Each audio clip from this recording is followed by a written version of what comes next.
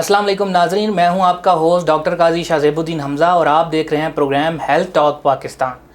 नाजरीन, प्रोग्राम में हम बात करते हैं डिफरेंट किस्म की डिजीज़ के हवाले से और आवाम की आगाही के लिए हमारे साथ मौजूद होते हैं पाकिस्तान के मायनाज हेल्थ एक्सपर्ट्स और मेडिकल प्रैक्टिशनर्स। डायबिटीज़ सीरीज़ की एपिसोड 2 के हवाले से आज हमारे साथ मौजूद हैं डॉक्टर उमर वहाब साहब, जो कि कंसल्टेंट डायबिटोलॉजिस्ट हैं, member UK diabetes association and chief executive and MD Umar diabetes foundation. बहुत शुक्रिया सर आपकी टाइम का। हमारी पहले भी बात हो चुकी है डायबिटीज़ के हवाले से, हमने बहुत सारी चीज़ें डिस्कस भी कर ली हैं। उसी सीरीज़ को हम आगे बढ़ाने के लिए आज हम आपके पास मौजूद हैं। एक जुमला डॉक्टर साहब बोला जाता है, diabetes is a life style disease. मैं चाहता हूँ इसको ज़रा आप एलेबरेट करें और यहाँ से फिर हम अपनी गुफ्तगू का आगाज़ करें। थैंक यू, जज़ाकल्लाह। आप आए हमारे इदारे में और डायबिटीज़ एज़ यू नो कि पाकिस्तान का एक आजकल बहुत बड़ा अलमिया है और Pakistan is now ranked 4th in the world. So almost तकरीबन 10 years बैक की बात करूँ, सो पाकिस्तान जो था वो top 10 countries in the world में नहीं था। सही। सो दिस इज़ जो आपने आज का पहला सवाल किया, वो actually you hit the thumbnail. ठीक है कि जो पाकिस्तान का सबसे गंभीर इशू है डायबिटिक होना, it's all about lifestyle modification. सही। ठीक है, सो लाइफस्टाइल मॉडिफिकेशन क्या होती है? पाकिस्तानी इतने 10 साल के अरसे में top 4th country in the world बन गया, क्योंकि हमारी जो लाइफस्टाइल है वो बहुत इरेटिक है। खाने पीने की कोई हमारी हैबिट्स नहीं है। We don't have the facility कि हम जाकर कहीं पर एक्सरसाइज कर सकें, या जो है कोई स्पोर्ट्स स्टेडियम नहीं है, ग्राउंड्स की कमी है। एग्जैक्टली। और तो इस वजह से जो पाकिस्तान है वो दिन ब दिन हमारी आज़ाद की वजह से पाकिस्तानी जो कम्युनिटी है उसमें डायबिटीज़ ऊपर जाती जा रही है। और सेकेंडली हमारी जो बॉडी है वो फेमिलियल हिस्ट्री की वजह से इंसुलिन प्रोड्यूस नहीं कर पाती प्रॉपर्ली, तो इसकी वजह से भी, और हमारी ईटिंग हैबिट्स, हमारा खाना पीना टाइम पर ना होना, अनहेल्दी फूड्स या जंक फूड्स, एक्सरसाइज का ना होना, ये सारे जो फैक्टर्स हैं वो मिलते हैं तो हम डायबिटीज़ की तरफ आगे जाते जा रहे हैं। सही। डॉक्टर साहब, हम पिछले प्रोग्राम में हमने प्रिकॉशंस की बात की, हमने उसके साइन एंड सिम्टम्स की बात की। मैं चाहता हूँ इसके हम क्योर की तरफ जाएं, उसको डिस्कस करें। और मैंने कई हेल्थ एक्सपर्ट से ये सुना है कि सिर्फ एक्सरसाइज और सिर्फ फूड को कंट्रोल करके हम डायबिटीज़ को ठीक कर सकते हैं। क्या ऐसा वाकई मुमकिन है? Another very important question. देखो, डायबिटीज़ का सबसे बड़ा जो प्रोटोकॉल होता है ना, कि कोई भी पेशेंट हमारे सामने है तो हम उसको डायरेक्टली मेडिसिन से एडवाइस नहीं करते। We have to change the life of the patient, and changing the life of the patient is a big task. So जो पेशेंट है, डायबिटिक पेशेंट, ये आम मरीजों की तरह नहीं होते। Diabetes will be there till life. So हमने उनकी ज़िंदगी को बदलना है। We have to counsel the patient कि ये आपकी एक्सरसाइज आपकी इतनी होनी चाहिए, खाने पीने में ये चीज़ें होनी चाहिए। And there are a lot of studies जो कि हो चुकी हुई हैं, सही। जो कहती हैं कि सिर्फ 10% ऑफ द बॉडी वेट की रिडक्शन करने से आपकी जो डायबिटीज़ है उसको हम किसी हद तक जो वो उसको जो वो रिमिशन की स्टेज में ले जाएंगे। सही। और रिमिशन का स्टेज वो होता है जिसमें शुगर होती नहीं है, मगर शुगर होने के इम्कानात मौजूद होते हैं। ठीक है। सो 10% ऑफ द बॉडी वेट की रिडक्शन के ऊपर ध्यान देना चाहिए। किसी का अगर वेट 80 kg है तो उसको 8 किलो जो है वो कम करके वो डायबिटीज़ को हरा सकता है। एंड देन ईटिंग हैबिट्स, हमारे यहाँ पर पेशेंट जो है या फिर आम बंदा जो है वो दिन में 3 या 4 मरतबा खाना खा रहा होता है, विच इज़ सो अनहेल्दी। एक वक्त अच्छा खाना चाहिए, diet has to be in the morning, ठीक है, और फिर 2 टाइम हल्का खाना चाहिए। और इवनिंग में बिफोर जो है आप कम से कम जो है सोने से 2 घंटे पहले कुछ नहीं खाना चाहिए, ताकि जो बॉडी मेटाबोलाइज हो। And then you have to walk every day, it is half an hour, आधा पौने घंटे की वॉक रखनी चाहिए, जो इंटरनेशनली जो है वो तकरीबन ऑलमोस्ट 150 जो है ये 150 मिनट की वॉक होनी चाहिए एक हफ्ते में. सो दैट इज़ ऑलमोस्ट जो है हाफ एन आवर या 20-25 मिनट एवरी डे बनता है. So which is not a big task. सही. अगर हम ये करेंगे तो शायद हम इसको हरा सकते हैं, और ये ही मकसद लेके निकले हम लोग. अरे डॉक्टर साहब, आपने देखा होगा कि पाकिस्तान के अंदर ज़्यादातर मरीज़ जो हैं वो प्रेफर करते हैं कि इंसुलिन के बजाय गोलियों पे काम चलता रहे या अद्वियात पे काम चलता रहे. अब हमें ये भी पता है कि उन मेडिकेशंस का जो है एडवर्स इफेक्ट्स आते हैं बॉडी के ऊपर, स्पेशली किडनी के ऊपर. क्या वाकई ऐसा है, और अगर ऐसा है तो उसका मैकेनिज्म भी एक्सप्लेन कीजिएगा कि कैसे वो मेडिसिन किडनी को डैमेज कर रही होती हैं. शायद देखो, insulin, I am the big advocate of insulin. ठीक है, मैं जब पाकिस्तान आया तो यही मकसद था कि यहाँ पे स्टिग्मा है on my part, on the patient part as well. So patient समझता क्या है कि इंसुलिन जो है वो सबसे आखिरी ट्रीटमेंट रिसोर्ट है. पेशेंट ये समझता है कि अगर मैं इंसुलिन पर आ गया तो शायद मेरी ज़िंदगी ख़त्म है, इसके बाद कोई ऑप्शन नहीं बची है, तो बस अब जो है मेरी एंड ऑफ जो है वो लाइफ होने लगी है. और डॉक्टर या फिजिशियन या फिर जो हेल्थ केयर प्रोफेशनल वो क्या समझता है कि मैंने अगर इंसुलिन लिख दी तो इंसुलिन उसके प्रॉपर उसके बारे में कोई आइडिया नहीं है, या उसका कॉन्फिडेंस लेवल लो है, तो वो इंसुलिन के साथ हाइपो के चांसेस इंक्रीज कर सकते हैं. हाइपोग्लाइसीमिया की बात कर रहा हूँ, शुगर का गिरना. सो वो पेशेंट कहता है कि अगर मेरा पेशेंट को अगर ये हो गया तो पेशेंट दोबारा आएगा नहीं. सो वो पेशेंट जो है वो लॉस्ट हो जाएगा, किसी और डॉक्टर के पास चला जाएगा, वो दवाई लिख देगा और वो उसकी ओपीडी बेहतर हो जाएगी. सही. ये बहुत बड़े स्टिग्मा से. सो पाकिस्तान आने के बाद इसी के ऊपर जो है वर्किंग की, और हमारे पास पेशेंट पहुंचते हैं एंड स्टेज पर, जो कि बहुत बड़ा एक अनदर पॉइंट है. एंड जनरल प्रैक्टिशनर्स हमारे तकरीबन 70-80% जो है वो आम मरीज़ को देख रहा होता है, डायबिटीज़ भी वही देख रहा होता है. जनरल प्रैक्टिशनर्स को एजुकेट किया कि इंसुलिन को टाइट्रेट कैसे किया जाता है, इंसुलिन किस टाइम पर इनिशिएट करनी चाहिए ताकि एंड स्टेज जो है रीनल फेलियर से बचा जा सके. एक बात आपने की कि ओरल मेडिकेशंस क्या जो है गुर्दों को अफेक्ट करती हैं? बिल्कुल करती. ठीक है, हर चीज़ को बता दिया गया है, साइंस ने और मेडिसिन ने ये बता दिया गया कि this medicine has to be taken इतनी अमाउंट में. अनफॉर्चुनेटली हम अमाउंट इतनी इंक्रीज कर देते हैं शुगर कंट्रोल करने के लिए. शुगर तो चले कंट्रोल हो गई, मगर कोई पीछे ये नहीं देख रहा था कि उसके जो गुर्दे हैं वो कहाँ जा रहे हैं. सही. हर दवाई जो है या तो इवन जो है जिगर से पास होगी या वो जो है किडनी से पास होगी. सो इन दोनों जगहों को अफेक्ट करके आप जो है वो पेशेंट से बाहर निकलती है. It's not like eatable item. वो ऐसी चीज़ नहीं है कि हमने खा ली और हमने उसको हजम कर लिया. It's not like that. हमारे पेशेंट को अंडरस्टैंड करना चाहिए कि ये आपके जिस्म से जो है आपके पेशाब के ज़रिए बाहर जाती है. सो ऑलरेडी जो है वो गुर्दे इफेक्ट होते हैं, हाई लेवल्स, किसी के अगर जो है शुगर हाई चल रही है उससे गुर्दे इफेक्ट हो रहे हैं. And then there is a lot of उसके साइड इफ़ेक्ट्स होते हैं ओरल मेडिकेशन के, अगर प्रॉपरली उसको जो है प्रिस्क्राइब नहीं की गई. और प्रॉपरली जो प्रिस्क्राइब करना होता है वो बेसिकली होता है गाइडलाइंस के मुताबिक. सही. गाइडलाइंस फॉलो नहीं करता, गाइडलाइंस पढ़ता कोई नहीं. एक स्टीरियोटाइप किस्म की मैनेजमेंट है, हम उससे हट के नहीं चलते. हम वही पुरानी किस्म की चीज़ें दे रहे हैं. I don't want to name the medicines. अच्छी दवाइयाँ हैं सारी, मगर प्रॉपर यूज़ करना चाहिए. सही. जो latest medications Pakistan is now fortunate enough कि पाकिस्तान में सारी अच्छी दवाइयाँ मौजूद हैं. इसका प्रॉपर यूज़ करना सीखें. इंसुलिन को सही टाइम पर लोगों को लगाएं ताकि हमारे पास जब आए तो जो है गुर्दे के फेलियर के साथ मत आए. देर एक दफ़ा failure we can not do anything, फिर patient has to live with it. सही. डॉक्टर साहब, अभी आपने इंसुलिन की बात की, मैं चाहूँगा कि आप इंसुलिन की किस्मों के बारे में भी एक्सप्लेन करें और उनके लगाने का भी तरीका बताएं कि इंसुलिन कैसे लगाई जा सकती है, क्योंकि ये एक फ़ियर है आवाम के अंदर के प्रिक करना और इंजेक्शन के थ्रू लगाना, तो इसको भी ज़रा एक्सप्लेन कीजिएगा. देखो, इंसुलिन जो है मुख्तलिफ़ किस्म की है. एक इंसुलिन होती है जो एनालॉग्स की फॉर्म आजकल जो है वो बेसिकली पेन फॉर्म्स में होती है. सही. एक होती है जो शीशी पहले आया करती थी. ठीक है, ह्यूमन इंसुलिन्स भी हैं, इसके अलावा जो है वो रेगुलर इंसुलिन्स भी हैं. एक इंसुलिन का ताल्लुक है जो खाने से पहले लगती हैं, कुछ ऐसी इंसुलिन है जो खाने के बाद लगती हैं.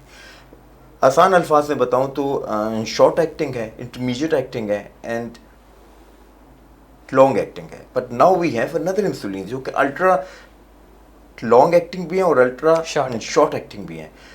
एक दिन में एक भी लगती है, और then we have another insulin जो पाकिस्तान आने वाली है, वो तकरीबन हफ्ते में एक टाइम लगती है, ठीक है। बहुत अच्छी एडिशंस हैं। अब इंसुलिन की टाइट्रेशन हर पेशेंट मुख्तलिफ होता है, शायद हर पेशेंट हमारे सामने बैठे हैं, हमने उसके मुताबिक इंडिविजुअलाइज किस्म की जो है वो ट्रीटमेंट प्लान करनी है।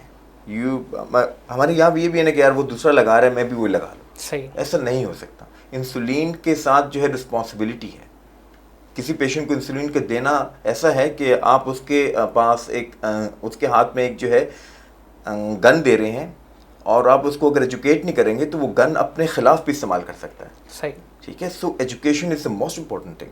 देन हमारे डायबिटीज़ एजुकेशन का एक पूरा एक सेगमेंट है।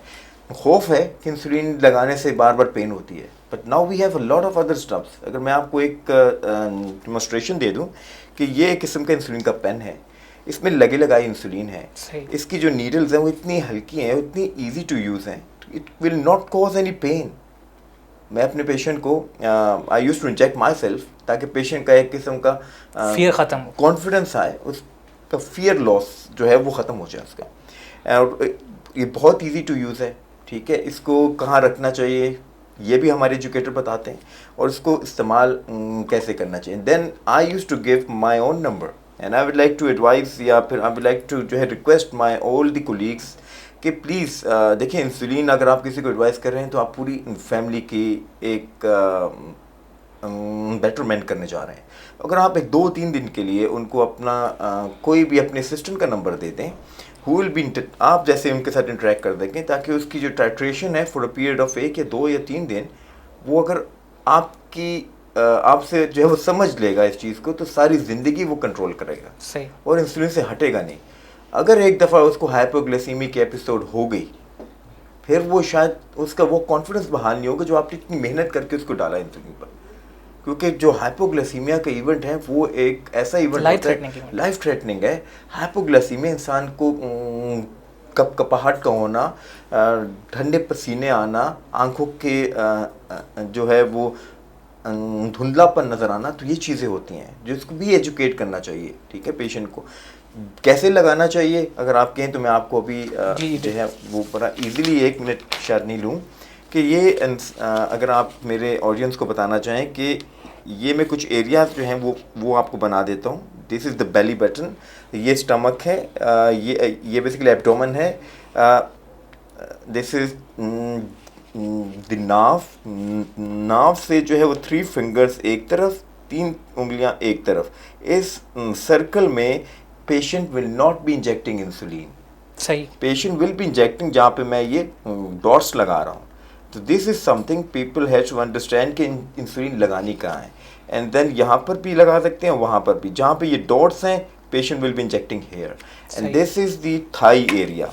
सो थाइस के जो आउटर एंड अपर एरिया है, ऊपर और बाहर की तरफ यहाँ लगाएंगे, and then people will be injecting here and there, ठीक है। And then there is the arms के जो है यहाँ पर अपर आर्म के इस साइड पे लगा सकते हैं। But the most important thing इसके ऊपर ये बताना चाहूँगा, people have to change the place after each and every month, सही, ताकि 3-3 महीने का आराम देते हैं आप एरिया को, क्योंकि जो है वो छोटी छोटी जो है गिल्टीज बन जाती हैं, उसमें इंसुलिन लग गई तो वो फिर इंसुलिन काम नहीं करती उस दिन। अच्छा सर, ये जो इंसुलिन प्रिक है इसके बारे में मैं जानना चाहूँगा कि क्या ये बार बार प्रिक करने से स्किन इन्फेक्शन या इस तरह के कोई इश्यूज हो सकते हैं स्किन के हवाले से? देखें, जब किसी को इंसुलिन एडवाइस की जाती है उसको बताया जाता है कि अगर आपको कोई स्किन इन्फेक्शन हो, क्योंकि ये जो है ये जाके सबकुटेनियस जो है टिश्यू को ब्रेक करता है, तो ऑलमोस्ट तकरीबन लेस देन जो है 1% भी मेरे पास कोई केस ऐसा नहीं आया। बट समटाइम पीपल ये बताते हैं इचिंग करते हैं, और इचिंग की वजह ये होती है कि बाज़ या तो वो बहुत ज़्यादा जो है ये प्रेशर दे रहे होते हैं, ठीक है, या फिर वो एरिया चेंज नहीं करते फॉर ऑलमोस्ट अ ईयर। जब आप एक एरिया को चेंज नहीं करोगे तो स्किन के अंदर जो डर्मिस एपिडर्मिस लेयर्स हैं उसको भी आराम चाहिए, सो उनको आराम देने के लिए जो है वो चेंज करना पड़ता है एरिया को। सही, सो इट्स सेफ प्रोसीजर।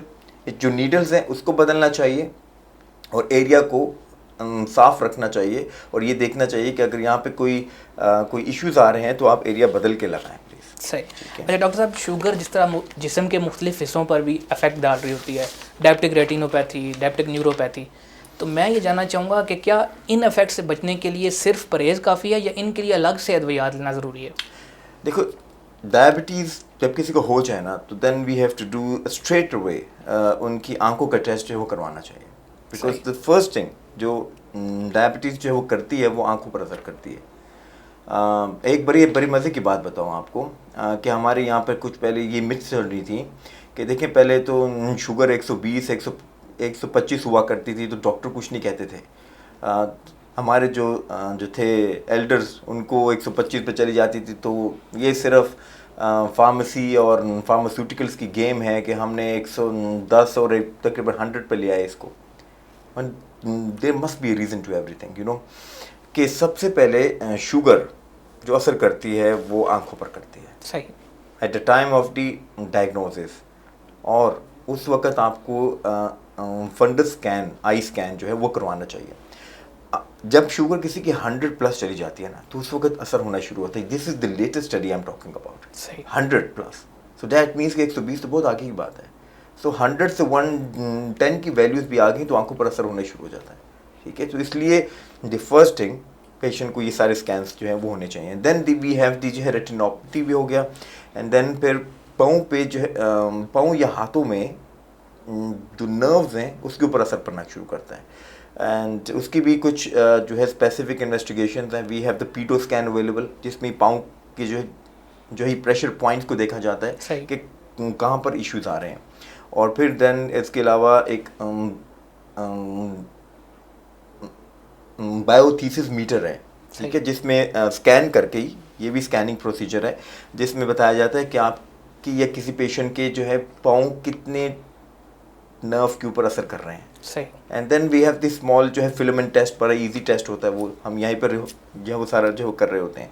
तो पाँव, आंखें, किडनीज, इसको अगर आप लोगों ने या पेशेंट ने सेफ करना है, then the patient has to जो है कंट्रोल द डायबिटीज़। शुगर को कंट्रोल रखना इसके ऊपर असर नहीं करेगा। डेफिनेटली जब पैरामीटर से मामला ऊपर जाएगा तो each and every organ of the body will be affected. और ये एक साइलेंट प्रॉब्लम है, यू नो, कि साइलेंट इशू है। हम तो इसको जो है साइलेंट जो है वो किलर कह रहे होते हैं, मगर this is not a killer. We are not understanding the mechanism. Silent जो है प्रॉब्लम है, हम ना एहसास जो है वो करके इसको जो है किलर की फॉर्म दे देते हैं। सो प्रॉपर पेशेंट की एजुकेशन, उसकी रूटीन जो है वो एग्जामिनेशन, HCP के पास या कोई भी हेल्थ केयर प्रोफेशनल के पास उसका रूटीन का आना, 2-2 साल इंतज़ार ना करें प्लीज़। ठीक है, ये कुछ नहीं कहेगी, मगर जब ये कह देती है तो उसकी फिर जो है वापसी मुमकिन नहीं होती। फिर डॉक्टर साहब, एक ज़िमनी क्वेश्चन आ गया कि अगर एक पेशेंट डायग्नोज हो चुका है डायबिटिक रेटिनोपैथी के लिए, तो क्या उसी टाइम पे उसको ये इंडिकेशन है कि उसी टाइम उसको डायबिटिक न्यूरोपैथी के लिए या डायबिटिक फुट के हवाले से भी स्कैन वगैरह कराना चाहिए? बिल्कुल कराना चाहिए। मैंने आपसे कहा कि ये प्रॉब्लम ऐसी है जो कुछ महसूस नहीं कराती, मगर जब डायग्नोसिस की तरफ हम जाते हैं, जब हम उसको इन्वेस्टिगेट करते हैं तो problems are there, problem feel हो रही होती हैं। इसमें कुछ बड़ी आसान सी चीज़ होती हैं, जैसे पाँव का ठंडा गर्म होना, शायद ये आम लोगों के लिए आम सी बात होगी, या पाँव में कोई चीज़ जैसे जो है वो कोई चीज़ का काटना, जैसे जो है जैसे चूंटियों को काटना होता है, या पाँव का बिल्कुल फील ना होना। तो ये फिर जो है वो डिग्रीज हैं, हम इसके मुताबिक पेशेंट को एवेलुएट जो है करते हैं। आइज़ में भी बहुत सी जो है ये चीज़ें हैं, स्पेशली जो है वो किडनी के बारे में आपको बताता चाहूँ कि किडनी में हम RFTs को देख रहे होते हैं, रीनल फंक्शन टेस्ट, बड़ा आम सा टेस्ट है, किडनी प्रोफाइल। तो किडनी प्रोफाइल एब्सोल्युटली भी नॉर्मल रहता है for a period of many years. तो हमारी शायद आंखों पर ये एक किस्म का जो है पर्दा होता है कि गुर्दे इफेक्ट नहीं हो रहे, but there is a very specific investigation, urine microalbumin या आम जो है जो यूरिन आ रही, उसमें अगर किसी के एल्ब्यूमिन आ रही है या प्रोटीन आ रही है, then we have to investigate. जब वो थोड़े से लेवल्स हाई हो जाएंगे तो फिर जाके जो है वो RFTs में जो है चेंजेस आएंगी, एट दैट टाइम उसका रिवर्सल मुश्किल हो जाता है। So proper investigation at the right time will help the patient. Doctor साहब, आप उमर डायबिटीज़ फाउंडेशन के MD भी हैं। मैं चाहूँगा कि आप इस फाउंडेशन के बारे में बताएं कि आपको आइडिया कैसे आया, कैसे इसका आगाज़ हुआ और अब तक कितने पेशेंट यहाँ से मुस्तफ़ीद होकर जा चुके हैं। Thank you. Umar diabetes foundation, ठीक है, मैं I am here for the last 8 years। मैं पहले एक और इदारे के साथ था, उसमें भी हम अल्लाह की रज़ा के लिए काम किया करते थे, मगर कुछ इश्यूज़ आए, so I have to split my ways and I initiated the project of my own. एक ही मकसद है कि to eradicate the diabetes from Pakistan and to help all those, हर वो बंदा जो कि अफोर्ड नहीं कर सकता, ठीक है, इर्रिस्पेक्टिव ऑफ एनीथिंग, चाहे वो 1 रुपया भी दे सकता है वो दे दे, चाहे वो 100 दे सकता है 100 दे दे, कुछ नहीं दे सकता कुछ भी ना दे।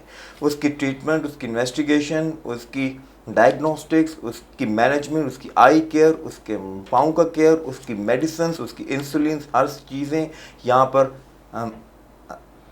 फ्री ऑफ कॉस्ट मिलेंगी, उसको सारी ज़िंदगी की मिलेगी। सिर्फ मकसद एक है कि एक स्टेप लेना है। पाकिस्तान चौथे नंबर पर आ गया, हमने इसको नीचे लेकर जाना है। हमने अपने ख़ानदान को इस बीमारी की तरफ नहीं जाने देना। It's a problem.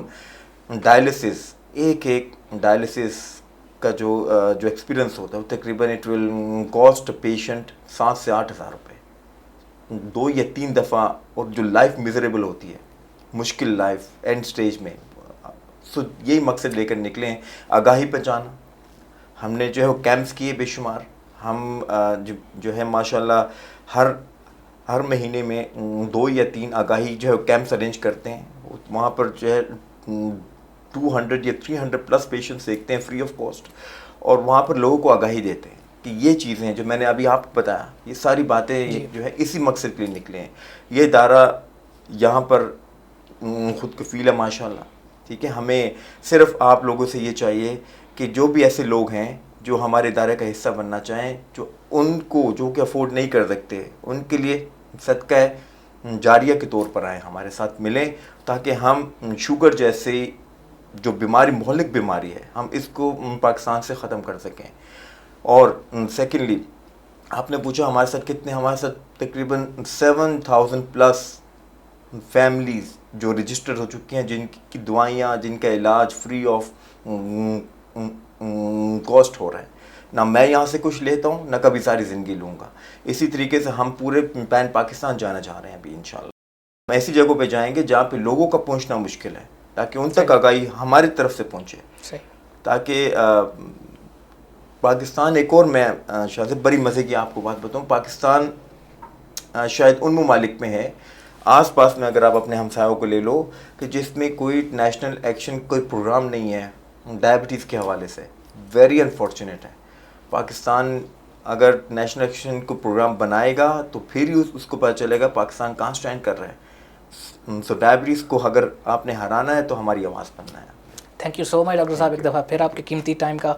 नाज़रीन, डायबिटीज़ सीरीज़ का ये सिलसिला जारी रहेगा। सोशल मीडिया पर आपके फ़ीडबैक का भी इंतज़ार रहेगा। तब तक अपने होस्ट डॉक्टर काजी शाहज़ेबुद्दीन हमज़ा को दीजिए इजाज़त। अल्लाह हाफ़िज़।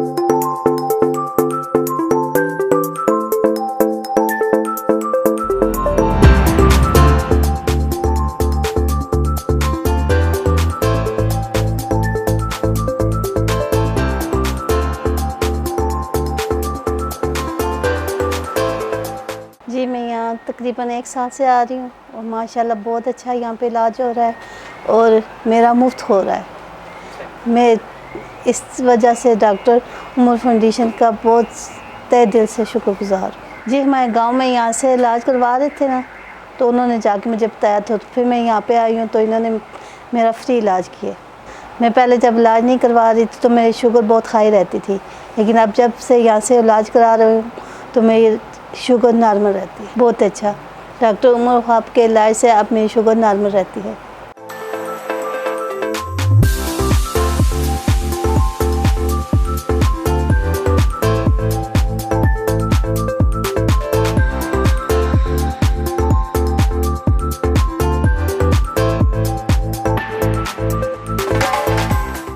बहुत अच्छा रहा। 2015 में मुझे डायबिटीज़ की शिकायत हुई तो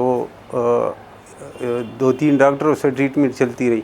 फिर मुझे किसी ने डायबिटीज़ सेंटर का कहा, मैं गया हूँ तो उमर वहाब साहब से ट्रीटमेंट शुरू हुई। तो कोई 5-5.5 साल से होता रहा, बहुत ज़बरदस्त रहा। जैसे जैसे वो बताते रहे हैं कि वॉक भी करे परहेज़ का। अभी मैं तकरीबन कोई 1.5 साल बाद आया हूँ, वही मेडिसिन चलती रही और आज अल्हम्दुलिल्लाह टेस्ट हुए, कह रहे हैं कि जैसे बच्चे के हैं, मतलब किसी किस्म की कोई प्रॉब्लम नहीं, बहुत ज़बरदस्त A1। मैं उमर वहाब साहब के उससे 100% सेटिस्फाइड हूँ। मतलब वॉक के और खाने में जिस तरह वो एहतियात बता रहे हैं, आज भी उन्होंने वही बताया और उसी पे अमल पैरा हूँ।